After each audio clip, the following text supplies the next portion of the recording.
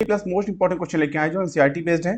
जितने भी क्वेश्चन आपके ये सभी प्रकार के परीक्षाओं के लिए बहुत ज्यादा इंपॉर्टेंट है। ठीक है, साइंस जीके से जितने भी क्वेश्चन है आपके सभी प्रकार की परीक्षाओं के लिए बहुत ज्यादा इंपॉर्टेंट है। स्वागत है आपका श्रेष्ठ एजू एक्सप्रेस में। चलते हैं सीधे पहले क्वेश्चन की ओर। वीडियो अच्छा लगे वीडियो को लाइक करिएगा, अपने दोस्तों में शेयर करिएगा। पहला क्वेश्चन देखिए क्या कर रहा है।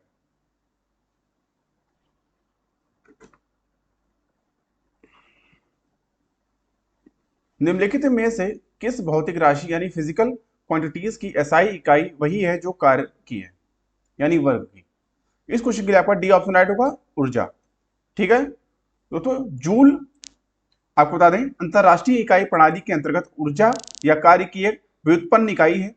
एक जूल एक न्यूटन बल द्वारा बल की दिशा में 1 मीटर की दूरी तय किसी वस्तु को विस्थापित करने या फिर 1 एम्पियर की विद्युत धारा को 1 ओम के प्रतिरोध से 1 सेकंड तक गुजरने में व्यय हुई ऊर्जा यानी ऊर्जा जो व्यय हुई है या किए गए कार्य के बराबर होता है। आपको बता दें इस इकाई को अंग्रेज भौतिक वैज्ञानिक जेम्स प्रेस्कॉट ने दिया था।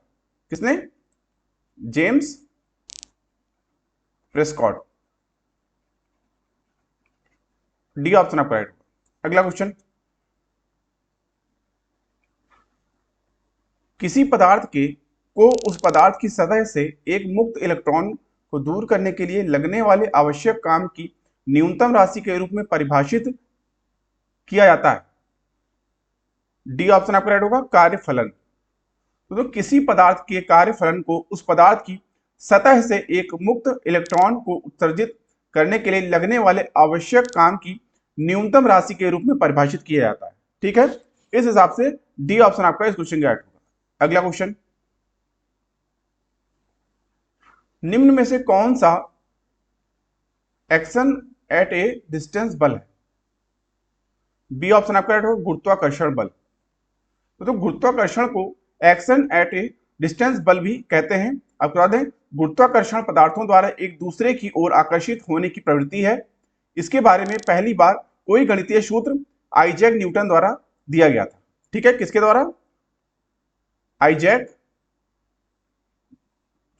न्यूटन के द्वारा। ठीक है, बी ऑप्शन आपका राइट होगा। अगला क्वेश्चन, लोहे का वह कौन सा गुण है जिसके कारण गर्म लोहे के टुकड़े को पीटकर चाकू का रूप दिया जा सकता है? इस क्वेश्चन के लिए आपका ए ऑप्शन आपका राइट होगा, आघात वर्धनीयता। तो आघात वर्धनीयता लोहे का वह गुण है जिसके कारण गर्म लोहे के टुकड़े को पीटकर उसे चाकू का रूप दिया जा सकता है।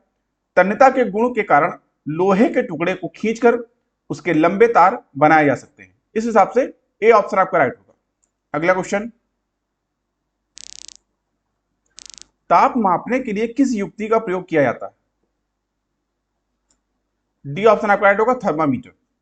तो ताप मापने के लिए थर्मामीटर नामक युक्ति का प्रयोग किया जाता है। इसकी खोज सर्वप्रथम गैलीलियो ने की थी। ठीक है,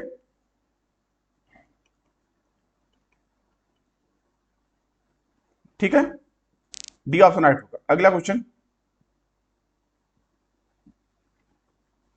आवृत्तियों के अवरोही क्रम विवरणों का सही क्रम क्या है?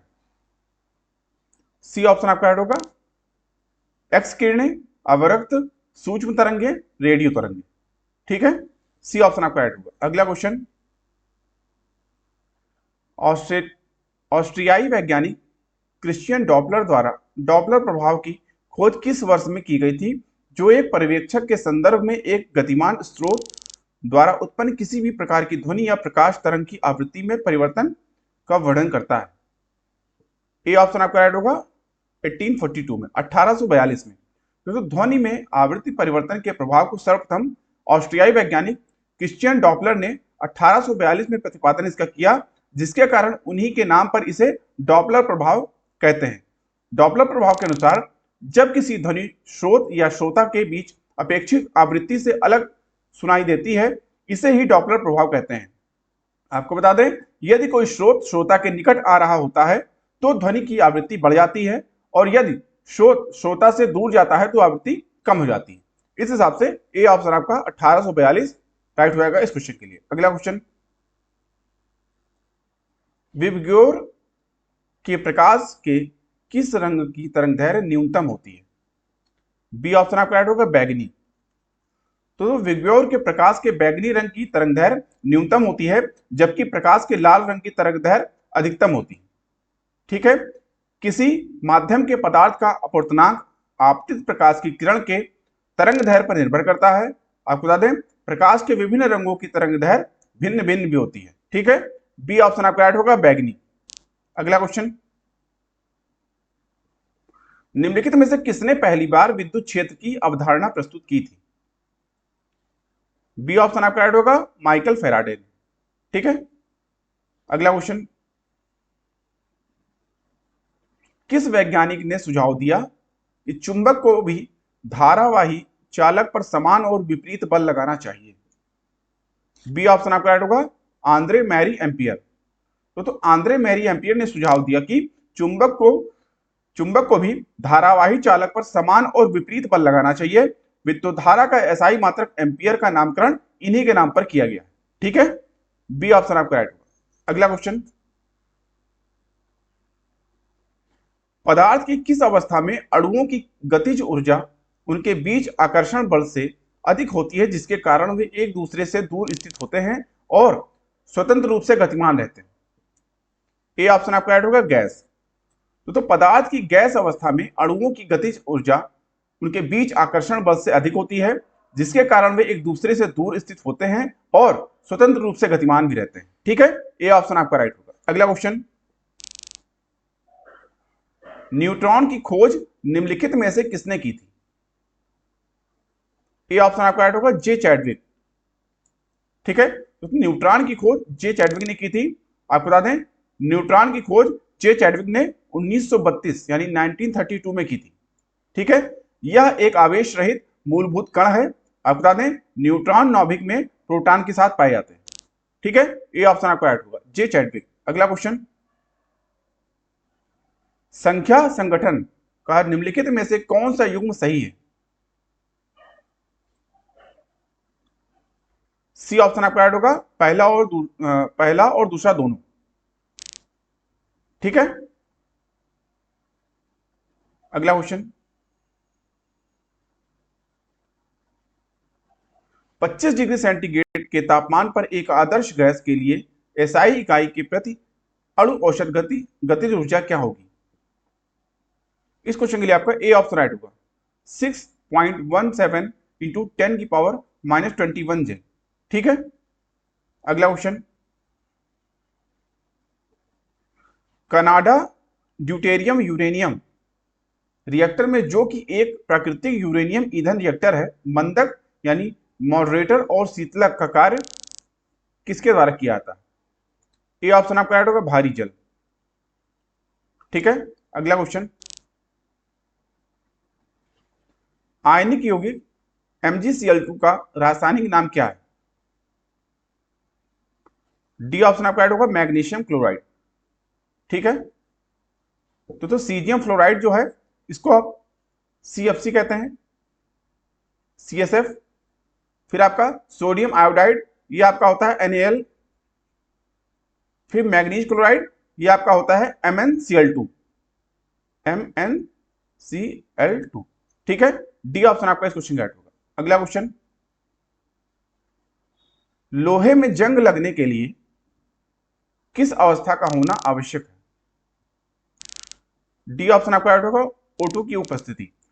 तो जब लोहे से बनी वस्तु नमी और हवा में ऑक्सीजन से प्रतिक्रिया करती है, तो लोहे पर एक भूरे रंग की जो है आयरन ऑक्साइड की परत जम जाती है। यह भूरे रंग की परत लोहे का ऑक्सीजन के साथ प्रतिक्रिया के कारण आयरन ऑक्साइड बनने से होती है। आपको बता दें, जिससे लोहे का क्षय होता है, इसे ही लौह धातु का संरक्षण कहते हैं। ठीक है, यह लोहे में जंग लगना कहते हैं। डी ऑप्शन आपका राइट होगा। अगला क्वेश्चन, लोहे की कील कॉपर सल्फेट के घोल में डुबोने के बाद हो जाती है। बी ऑप्शन आपका राइट होगा, भूरे रंग की। तो जब लोहे की कील को कॉपर सल्फेट में के विलयन में डुबोया जाता है, तो वह नीले रंग से भूरे रंग में परिवर्तित हो जाती है। लोहा कॉपर सल्फेट के घोल में कॉपर को प्रतिस्थापित करने की क्षमता रखता है। अब बता दें, क्योंकि रासायनिक अभिक्रियाशीलता श्रेणी में आयरन कॉपर से ऊपर आता है। ठीक है, इस हिसाब से बी ऑप्शन आपका राइट होगा, भूरा। अगला क्वेश्चन,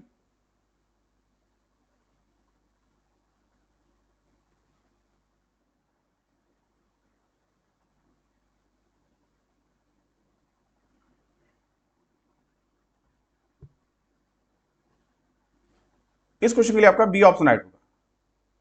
ठीक है दोस्तों, कर्फ्यू मिनाइट्स, कर्फ्यू मिनाइट्स जो है ये आपका हल्दी है, आपका 1/8 सिनिओल जो है ये आपका इलायची है, यूजिनॉल जो है आपका लौंग है, और पिपेरिन जो है आपका काली मिर्च है। ठीक है, इस हिसाब से बी ऑप्शन आपका राइट होगा। अगला क्वेश्चन, समूह शून्य के तत्वों को सामान्यतः क्या कहा जाता है? डी ऑप्शन आपका राइट होगा, अक्रिय गैस। तो समूह शून्य के तत्वों को सामान्यतः अक्रिय गैसों का समूह कहा जाता है। इसमें हीलियम, नियॉन, आर्गन, क्रिप्टन, जेनान और रेडान शामिल होते हैं। इनके अंतिम कक्षा में 8 इलेक्ट्रॉन होते हैं। ठीक है, कितने इलेक्ट्रॉन? 8 इलेक्ट्रॉन होते हैं। डी ऑप्शन आपका राइट होगा। अगला क्वेश्चन, को विटिकल्चर के रूप में जाना जाता है। डी ऑप्शन आपका राइट होगा, अंगूर की खेती को विटिकल्चर के रूप में जाना जाता है। ठीक है दोस्तों, आपको बता दें अंगूर की खेती को विटिकल्चर कहा जाता है। मधुमक्खी पालन का अध्ययन जो होता है उसको आप एपीकल्चर कहते हैं। फिर आपका रेशम कीट का जो पालन होता है उसको सेरिकल्चर कहते हैं। इसी हिसाब से फिर मछली पालन आता है, मछली पालन को जो है पिसिकल्चर कहते हैं। फिर सब्जी की खेती जो होती है तो सब्जी की खेती को ओलेरिकल्चर कहते हैं। फिर फलों की खेती जो होती है उसको कहते हैं पोमोलॉजी। फूलों की खेती जो होती है उसको कहते हैं फ्लोरिकल्चर, और फलों एवं सब्जियों का अध्ययन जो है उसको कहते हैं हार्टिकल्चर। ठीक है, तो डी ऑप्शन आपका इस क्वेश्चन का राइट होगा, अंगूर की खेती विटिकल्चर के रूप में जाना जाता है। अगला क्वेश्चन, एक केंद्रक झिल्ली के साथ एक सुव्यवस्थित केंद्रक वाली कोशिकाओं को रूप में नामित किया गया है। इस क्वेश्चन के लिए आपका सी ऑप्शन आपका राइट होगा, यूकैरियोटिक कोशिका। ठीक है, अगला क्वेश्चन, निम्नलिखित में से कौन सा संयोजी ऊतक का एक प्रकार है? सी ऑप्शन आपका राइट होगा, पहला, दूसरा और तीसरा तीनों। ठीक है, अगला क्वेश्चन, स्तंभों का सही मिलान कीजिए। एंजाइम, प्रोटीन, डीएनए, प्राकृतिक में भूमिका।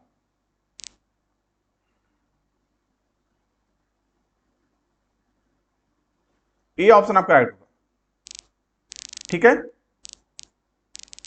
पहला आपका जाएगा डी के साथ, दूसरा आपका जाएगा सी के साथ, तीसरा जाएगा जो है बी के साथ, और चौथा जाएगा ए के साथ। ठीक है, अगला क्वेश्चन, किस प्रक्रिया को कभी कभी न्यूनीकरण विभाजन यानी रिडक्शन डिवीजन कहा जाता है, क्योंकि यह शुक्राणु और अंडे बनाने के लिए गुणसूत्रों की संख्या को सामान्य संख्या से आधा कर देते हैं। ठीक है, डी ऑप्शन आपका इस क्वेश्चन का राइट होगा, अर्धसूत्री विभाजन। तो अर्धसूत्री विभाजन को न्यूनीकरण विभाजन कहा जाता है क्योंकि यह शुक्राणु और अंडे बनाने के लिए गुणसूत्रों की संख्या को सामान्य संख्या से आधा कर देता है। डी ऑप्शन आपका राइट होगा, अर्धसूत्री विभाजन। अगला क्वेश्चन, जो हिनजियो नाम के एक अमेरिकी कोशिका आनुवांशिकी विज्ञानी ने किस वर्ष में एक शोध प्रकाशित किया था जिसमें 2n = 46 को मानव गुणसूत्रों की सटीक संख्या के रूप में परिभाषित किया था? ए ऑप्शन आपका राइट होगा, 1956 में। तो अमेरिकी कोशिकीय आनुवंशिकी विज्ञान जो हिनजियो ने वर्ष 1956 में एक शोध प्रकाशित किया जिसने 2n = 46 को मानव गुणसूत्र की सटीक संख्या के रूप में परिभाषित किया था। ठीक है, ए ऑप्शन आपका राइट होगा। अगला क्वेश्चन, विकासवाद का सिद्धांत यानी थ्योरी ऑफ इवोल्यूशन निम्नलिखित में से किसने दिया था? बी ऑप्शन आपका राइट होगा, चार्ल्स रॉबर्ट डार्विन ने। तो विकासवाद की परिकल्पना से संदर्भ में दूसरा सिद्धांत, प्रथम लैमार्कवाद या उपर्जित लक्षणों की वंशागति का सिद्धांत अंग्रेज वैज्ञानिक चार्ल्स रॉबर्ट डार्विन ने दिया था। आपको बता दें चार्ल्स डार्विन ने विकासवाद की व्याख्या अपनी पुस्तक द ओरिजिन ऑफ स्पीसीज, बहुत इंपॉर्टेंट क्वेश्चन दोस्तों, बहुत ही इंपॉर्टेंट पॉइंट भी है, द ओरिजिन ऑफ स्पीसीज में व्यक्त किया था। आपको बता दें जैव विकास का उनका सिद्धांत प्राकृतिक चुनाव द्वारा प्राणियों का विकास डार्विनवाद कहलाता है। इस सिद्धांत को 19वीं शताब्दी में चार्ल्स डार्विन ने अल्फ्रेड रसेल वॉशल के साथ मिलकर प्रतिपादित किया था। ठीक है, इस हिसाब से बी ऑप्शन आपका राइट होगा इस क्वेश्चन के लिए। अगला क्वेश्चन, वर्गीकी यानी टैक्सोनॉमी संवर्ग के संदर्भ में स्तनपायी मैमेलिया शब्द एक है। सी ऑप्शन आपका राइट होगा वर्ग। तो जीव जगत के समुचित अध्ययन के लिए आवश्यक है, आपको बता दें कि विभिन्न गुणधर्म एवं विशेषताओं में जीव अलग अलग श्रेणियों में रखे जाते हैं। इस तरह के जंतुओं एवं पादपों के वर्गीकरण को वर्गीकी या वर्गीकरण विज्ञान कहा जाता है। आपको बता दें इसमें स्तनपायी मैमेलिया शब्द एक वर्गीकरण वर्ग का उदाहरण। ठीक है, सी ऑप्शन आपका राइट। अगला क्वेश्चन, मनुष्य निम्नलिखित में से किस वर्गीकरण के अंतर्गत नहीं आता है। डी ऑप्शन आपका राइट होगा पोरीफेरा। तो मनुष्य पोरीफेरा वर्गीकरण के अंतर्गत नहीं आता है। आपको बता दें होमो सैपियंस वह प्रजाति है जिससे सभी आधुनिक मानव जुड़े हुए हैं। आपको बता दें होमो सैपियंस जीनस होमो में वर्गीकृत कई प्रजातियों में से एक है, लेकिन यह एकमात्र ऐसा है जो कि विलुप्त नहीं है। दोस्तों होमो मानव या मैन के लिए लैटिन शब्द और स्पेंशियंस एक लैटिन शब्द के लिया गया है जिसका अर्थ होता है बुद्धिमान या एक्सक्यूट। ठीक है, डी ऑप्शन आपका राइट होगा पोरीफेरा। अगला क्वेश्चन, पाचन की क्रिया में लाइपेज के कार्य की पहचान करें। बी ऑप्शन आपका राइट होगा पाइसीकृत वसा का विघटन करना। तो पाचन की क्रिया में लाइपेज पाइसीकृत वसा का विघटन कार्य करता है। लाइपेज एक एंजाइम है जो वसा को विभाजित करता है ताकि आप उन्हें अवशोषित कर सकें। दोस्तों लाइपेज एक घटक फैटी एसिड है और ग्लिसरॉल अणुओं में ट्राइग्लिसराइड्स जैसे वसा को हाइड्रोलाइज करता है। यह अग्नाशय द्वारा स्रावित होता है। ठीक है, बी ऑप्शन आपका राइट होगा इस क्वेश्चन के लिए। अगला क्वेश्चन, और हमेशा की तरह आज का प्रश्न आपके लिए, स्वस्थ प्रतिरक्षा प्रणाली, कम प्रकाश में देखने की क्षमता, लो लाइट विजन और स्वस्थ त्वचा के लिए कौन सा विटामिन आवश्यक होता है। विटामिन के, विटामिन B9, विटामिन ए या विटामिन B2। इस क्वेश्चन का जवाब आपको ज्यादा से ज्यादा संख्या में कमेंट बॉक्स में देना है। साथ ही साथ आपको बता दें इस वीडियो का PDF आप हमारे टेलीग्राम ग्रुप से जुड़ के भी प्राप्त कर सकते हैं। अभी के लिए इतना ही। आई होप आपको वीडियो अच्छा लगा होगा। वीडियो अच्छा लगा हो दोस्तों वीडियो को लाइक करिए, अपने दोस्तों में शेयर करिए। चैनल को हमेशा की तरह सब्सक्राइब करना ना भूलें, जिससे चैनल पे आने वाले इंपॉर्टेंट वीडियो की नोटिफिकेशन आपको समय समय से मिलते रहे। अभी की वीडियो को देखने के लिए धन्यवाद। मिलते हैं दोस्तों नेक्स्ट वीडियो में, तब तक के लिए थैंक यू। जय हिंद।